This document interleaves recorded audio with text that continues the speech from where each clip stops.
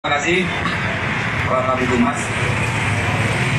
Beberapa waktu yang lalu, tepatnya hari Minggu tanggal 3 April, sekira jam 2:10 dini hari, di Jalan Gedong Kuning, daerah Kota Gede, masuk wilayah hukum Polresta Yogyakarta, terjadi kasus penganiayaan yang mengakibatkan seorang laki-laki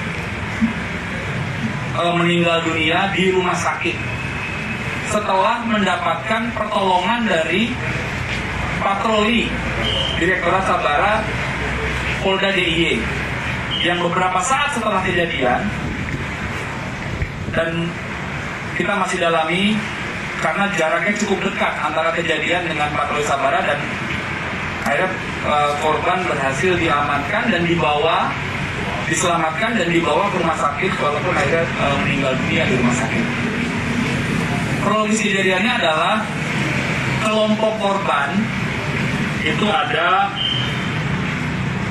5 motor, sekitar 7 orang, jam 2 dini hari. 50 atau 100 meter sebelum TKP, kelompok korban ini mampir di sebuah warmindo, warung makan. Sebagian ada yang memproses untuk memesan makanan, sebagian besar belum sempat menyetandarkan motornya. Kemudian lewatlah 2 motor yang digunakan oleh 5 orang yang memblayer, menggas seperti nada mengejek. Nah, hal inilah yang menjadi pemicu. Karena memblayer, kelompok korban ini akhirnya berusaha mengejar kelompok pelaku ke arah utara di jalan Gedong Kuning itu, ke arah utara. 4 motor yang mengejar dari kelompok korban. Ternyata di depan, para pelaku setelah lebih dulu memblayer dan dikejar dari belakang, kelompok pelaku itu berhenti dan memutar balik menunggu kelompok korban ini tiba. Motor yang pertama dari kelompok korban tidak sempat terkena pukulan benda tajam yang dimiliki oleh kelompok pelaku, sehingga lolos. Nah, korban berada di motor kedua, posisi dibonceng di belakang. Karena yang membonceng mengelak, kena ke mukanya korban, sehingga korban mengalami luka di mukanya akibat kekerasan benda tajam yang diduga berdasarkan keterangan para saksi itu menggunakan gear dan menggunakan tali. Setelah motor kedua yang dikemudikan atau ada korban di situ kena, 2 motor kelompok korban itu kembali kanan dan pelaku ke arah selatan.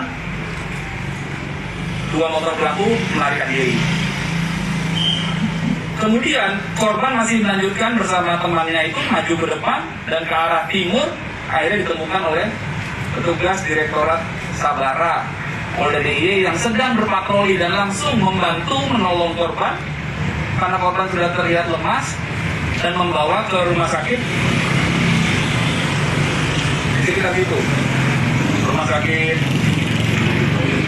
Harjo Lukito, dan akhirnya korban meninggal dunia di rumah sakit. Kemudian kami telah melakukan setidaknya 3 kali olah TKP. Olah TKP yang ketiga kami yang memimpin langsung tadi siang, dan kami juga sudah